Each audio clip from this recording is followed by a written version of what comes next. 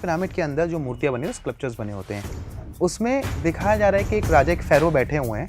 Pharaoh के पास एक सीधा और एक ऐसा, जो हम साइड एंगल से लैपटॉप देखते हैं, वैसा कोई चीज़ कोई लेके आ रहा है जिसमें यूएसबी पोर्ट तक बने हैं।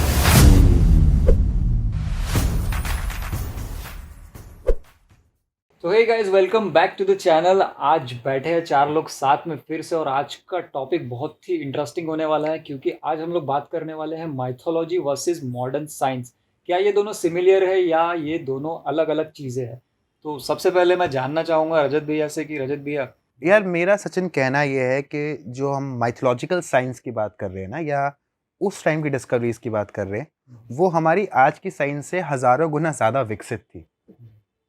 इवन उस साइंस को देखोगे ना सचिन, तो वो ऐसा था कि आज भी हम लोग यकीन नहीं कर सकते कि वो हुई है।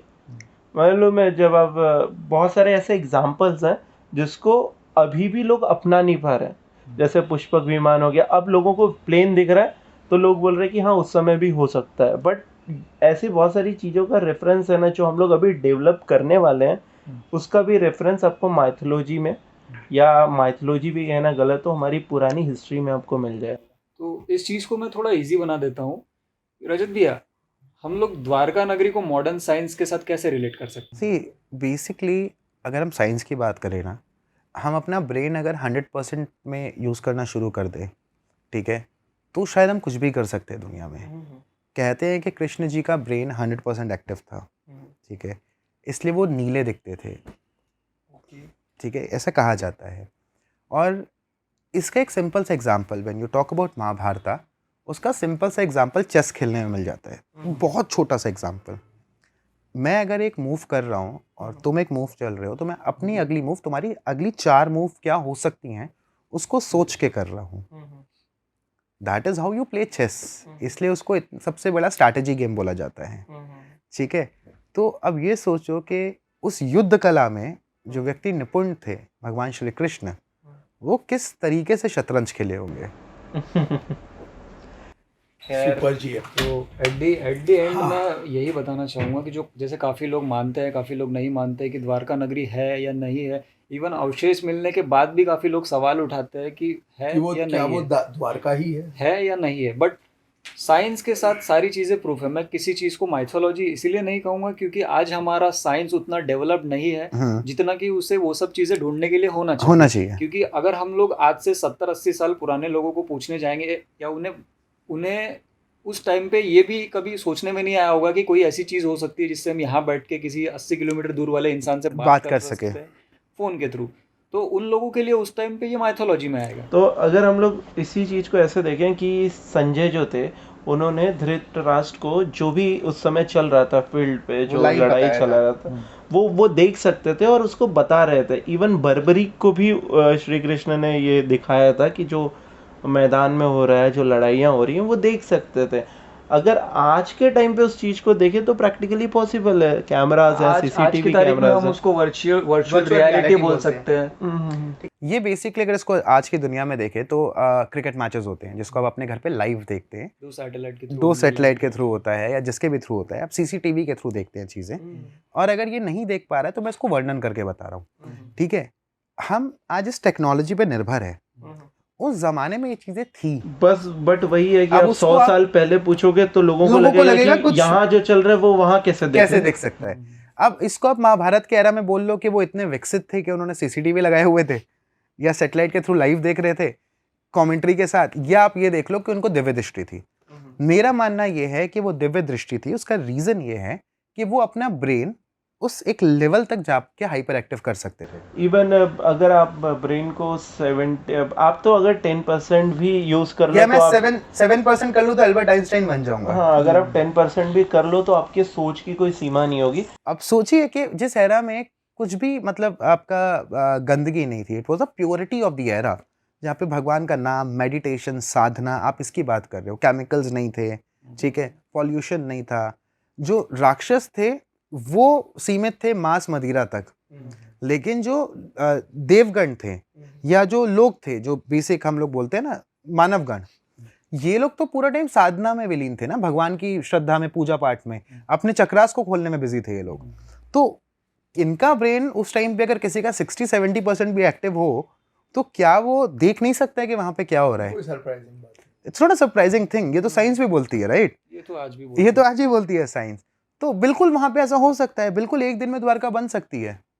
हाँ, तो मॉडर्न साइंस था, इस चीज को हम ऐसे भी बिल्कुल था। ऐसे भी समझ सकते हैं कि जो वेद है आज के हमारे, यजुर्वेद, सामवेद, ऋग्वेद, अथर्ववेद, उनमें भी जितना ज्ञान लिखा हुआ है उसी को यूज करके आज की मॉडर्न साइंस बनी है। जैसे कि प्लास्टिक सर्जरी ले लीजिए आप, सुश्रुत ने की थी, जो बहुत ही पुराना साइंस है, जो आज टेक्नोलॉजी के साथ हो रहा है। तो ये चीज़ तो हमें तब से ही मिल रही है ना, हमें हमारी वेदों में से एक आयुर्वेद है, ठीक है? आयुर्वेद में ही जड़ी बूटियों को मिक्स करके दवाई बनाना सिखाते हैं ना। आज आप थोड़ा सा केमिकली उसमें कंपाउंड बना के वो चीज़ कर रहे हो, पर ये चीज़ तो है। तो basically when we talk about modern science and the old science, तो हमने जो मॉडर्न साइंस में अचीव किया है वो उन किताबों से अचीव किया है जो किताबें हमें मिली है, ठीक है? अगर नालंदा यूनिवर्सिटी नहीं चलती तो शायद और भी कुछ मिल सकता था। एग्जैक्टली। हमने अभी NASA is basically working on that mercury engine, पारा। 1800 सेंचुरी में ही, लेट 1890s के आसपास, अर्ली 1900 सेंचुरी में जो पहला प्लेन बना था, मैन्ड प्लेन, राइट ब्रदर्स ने जो बनाया था, उससे पहले इंडिया में पहला अनमैन्ड प्लेन बन गया था जो पारा के इंजन से चल रहा था, जो मर्क्यूरी इंजन से चला था, ठीक है? तो ये सारी चीज़ें भी तो हमारे, ये इसका भी उन्होंने जो कॉन्सेप्ट बताया था, ठीक है, पुणे में बना था। तो इस पे मैं क्लियर कर दूं कि जो ये प्लेन इंजीनियरिंग का कॉन्सेप्ट आया है, एरोप्लेन इंजीनियरिंग, इसके ऊपर भी ऑलरेडी एक हमारा वेदा है जिसे हम विमान संहिता बोलते हैं। उसमें सारी इंजीनियरिंग ऑलरेडी दी हुई है। तो देखो, आया तो उसी एरा से है ना, हमने बस मॉडर्न सिविलाइजेशन में उसको मानना मना कर दिया है कि नहीं होता। अभी ओपेनहाइमर आई कुछ दिन पहले, ठीक है? ओपेनहाइमर इज अ मूवी जो एटॉमिक बॉम्ब कैसे बनते हैं उसके ऊपर है। द रियल डॉक्टर ओपेनहाइमर, उन्होंने तो भगवत गीता पढ़ी थी।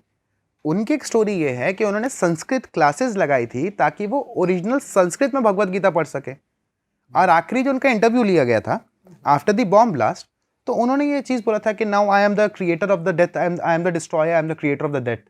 उन्होंने भगवान श्री कृष्ण का वर्णन किया बाकायदा अपने इंटरव्यू में। तो हम लोग तो कहीं ना कहीं जुड़े ही अपनी पुरानी सभ्यता से, हम मानना नहीं चाहते हैं बस। तो आपको क्या लगता है कि माइथोलॉजी इज रियल या फिर ये कहानियां हैं जो लोग हमें सुनाते हैं? देखो, कहानियां अगर होती तो प्रूफ्स नहीं होते, ठीक है?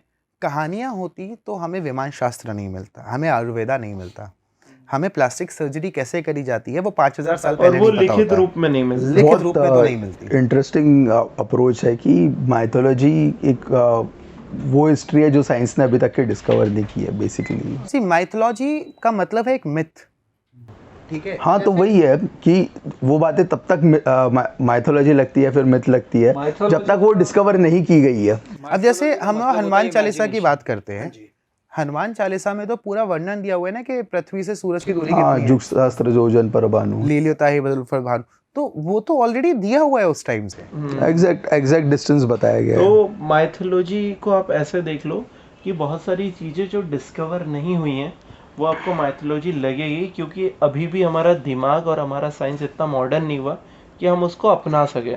और जो साइंस कहता है कि हम उतना ही सोच सकते हैं जितना हमने देखा होता है, हमने सुना होता है, राइट? और जितना हम औरों से सुन सकते हैं, तो बस वहीं तक रहता है। इसीलिए कभी कभी माइथोलॉजी की चीज़ें आपको हिस्ट्री नहीं लगती हैं अपनी। तो मॉरल ऑफ द डिस्कशन में यही बोलना चाहूँगा कि माइथोलॉजी को माइथोलॉजी की तरह नहीं, हिस्ट्री की तरह ही लेना चाहिए। अभी हम लोग उतने डेवलप्ड नहीं है कि वो सारी चीज़ें एक्सेप्ट कर सके जो उस टाइम पे हुई। तो बेसिकली पिरामिड जब अब देखो तो वहाँ पे ना कई सारे इजिप्ट में फोटोज बनी हुई हैं, ठीक है? अब उन सारी फोटोज में पिरामिड के अंदर जो मूर्तियाँ बनी, स्कल्पचर्स बने होते हैं, उसमें दिखाया जा रहा है कि एक राजा, एक फेरो बैठे हुए हैं। फेरो के पास एक सीधा और एक ऐसा, जो हम साइड एंगल से लैपटॉप देखते हैं, वैसा कोई चीज़ कोई लेके आ रहा है जिसमें यूएसबी पोर्ट तक बने हुए हैं। हाँ, तो ये मतलब उतने हजारों साल पुराने लोगों ने मतलब ऐसी कोई प्लेट बनाई थी या सही में लैपटॉप था वहाँ पे, ठीक है? दूसरा चीज़, आप जब इंडियन इसकी बात करते हैं, स्कल्पचर्स की बात करते हैं, तो कई मंदिरों में जो आज से 5-5 साल, 4-4 हज़ार साल पहले या 2-2 हज़ार साल पहले बने हुए हैं, वहाँ पे तारों की जो स्थिति होती है, ठीक है, जैसे आपका ध्रुव तारा कहाँ होना चाहिए, फिर उसके बाद हम लोग बात करते हैं सप्तऋषि तारे की, द 7 स्टार्स, उनका एंगल कैसे बनता है, वो कैसे होते हैं, वो तक बने हुए हैं उसमें। तो मतलब आज से 2000-3000 साल पहले कुछ तो ऐसी चीज थी ना कि जो आसमान के पार देख सकती थी। टेलीस्कोप तो भाई 1400 सेंचुरी में बना है, if I am not wrong 1400-1500 century के आसपास टेलीस्कोप बना है, ठीक है, लेकिन उससे पहले के मंदिर बने हुए हैं। तो इन्होंने ये तारे कहाँ से देख लिए? तो बेसिकली आप ये बोलना चाह रहे हो कि शब्द अलग हो सकते हैं बट साइंस ज्यादा अच्छी थी, it was more modern than us, they were more you know. वो लोग मे भी अलग वर्ड्स यूज करते थे चीजों के लिए, जैसे आज हम एरोप्लेन बोलते हैं, वो पुष्पक विमान बोलते थे। पुष्पक विमान वन विमान, वो विमान बोलते थे, ठीक है। अब विमान शास्त्र अगर बना हुआ है तो यार इट इज मोर और लेस लाइक प्लेन कैसे बनाते हैं उसकी किताब तुमको दे दी है, ठीक है। अब मैं तुमको बोलूँ कि एक लकड़ी की चेयर कैसी बनानी है, स्टेप बाय स्टेप तुमको सिखा दिया है, तुम्हें सारा सामान अवेलेबल है तुम्हारे पास, तो तुम बनाओगे नहीं क्या? हाँ, और अगर वो चीज आपको कई हजारों साल पहले ही लिख के दे दी गई हो, मैनुअल ऑफ एवरीथिंग बेसिकली, या तो मतलब not even the fuel engine, it's a manual of a mercury engine. तो दोस्तों ये था हमारा माइथोलॉजी और विज्ञान को लेके जो हमारा टॉपिक था। और मुझे पता है ऐसी बातें होती हैं जिसका कोई अंत नहीं होता, क्योंकि माइथोलॉजी में बहुत सारी चीज़ें हैं जो अभी भी साइंस को, बहुत बड़ा टॉपिक, जिसको अभी साइंस को डिस्कवर करना काफ़ी कुछ बचा हुआ है। तो आप लोग ऐसी कौन सी चीज़ आपको माइथोलॉजी से सीखने मिलती है और कौन सी चीज़ें हैं जो आपको अभी भी अनबिलीवेबल लगती हैं, वो कमेंट सेक्शन में बताएं। दोस्तों मिलते हैं आपको अगली वीडियो में। टिल देन नमस्कार। जाते जाते चैनल को सब्सक्राइब करें, वीडियो को लाइक करें और घंटी दबा दीजिए और शेयर करें और थ्रेड पे फॉलो कर लीजिए। थैंक यू रजत को। Thank you so much guys.